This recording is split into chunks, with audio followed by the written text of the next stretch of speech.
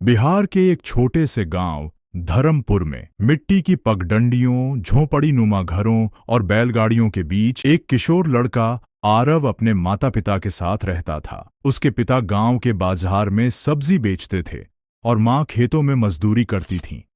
आरव पढ़ाई में अच्छा था, लेकिन उसका स्कूल बहुत सामान्य था। टूटी कुर्सियां, पुरानी किताबें और सीमित संसाधन। फिर भी उसकी आंखों में एक अलग ही चमक थी। वह आईएएस अफसर बनना चाहता था। उसके लिए यह सपना किसी पहाड़ चढ़ने से कम नहीं था। एक दिन गांव में एक युवा आईएएस अधिकारी का दौरा हुआ। वह भी गांव का ही था और आरव के जैसे हालातों से निकला था। उसकी वाणी में आत्मविश्वास और आंखों में गरिमा देखकर आरव के मन में चिंगारी जल गई। उस रात छत पर लेटे हुए उसने आकाश की ओर देखते हुए खुद से वादा किया, मैं भी एक दिन बनूंगा, लोगों की सेवा करूंगा और अपने माँ बाप का सपना पूरा करूंगा। लेकिन सपना देखना आसान था, उसे पूरा करना नहीं। घर की आर्थिक हालत बेहद खराब थी।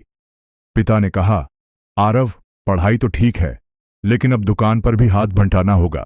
कई बार आरव को लगा कि वह यह सपना छोड़ दे।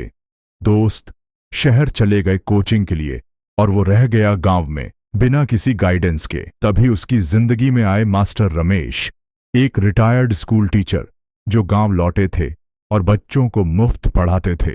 उन्होंने आरव की लगन देखकर उसे किताबें दी, उसकी मदद की और कहा, बेटा, हालात नहीं बदलते, उन्हें बदलना पड़ता है। तुम लड़ सकते हो। आरव ने सुबह 4 बजे उठना शुरू किया। पहले सब्जियां तौलना, फिर मंडी भेजना और फिर पढ़ाई। दिन में खेतों में काम और रात को लालटेन की रोशनी में पढ़ाई।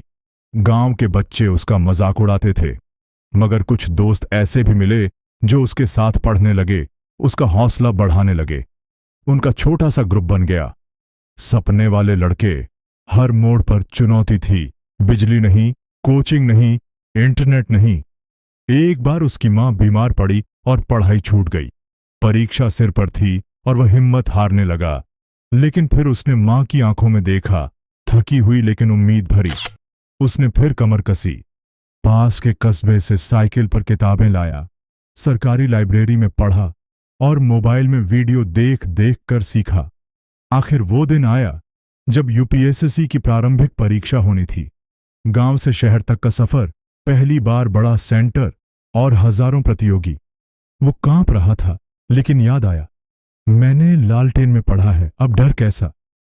परीक्षा के बाद महीनों तक इंतजार, फिर रिजल्ट आया। आरव पास हो गया। मुख्य परीक्षा और इंटरव्यू के लिए उसने दिन रात एक कर दिया। अपने गुरु रमेश मास्टर और दोस्तों के साथ चर्चा करता, खुद को सुधारता।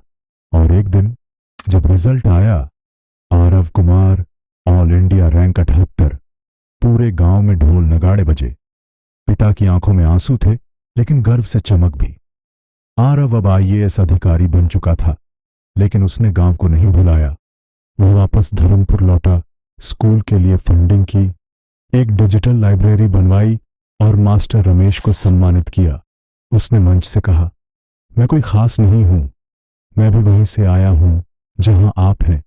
फर्क सिर्फ इतना है कि मैंने कभी हार नहीं मानी। अगर सपने बड़े हैं और इरादे मजबूत, तो रास्ते खुद बनते जाते हैं। मुश्किलें आएंगी, लेकिन जो रुके नहीं वही मंजिल तक पहुंचते हैं। हार मत मानो, छोटे गांव से बड़े सपने निकलते हैं। बस उन्हें पूरा करने का जज्बा चाहिए।